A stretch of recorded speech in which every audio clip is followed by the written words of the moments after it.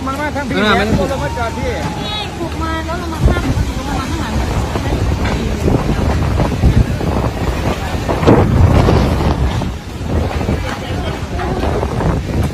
ตอนนี้ทุกคน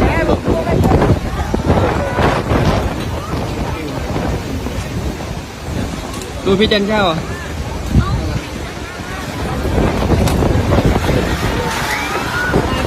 มันโยกแล้วอ่ะ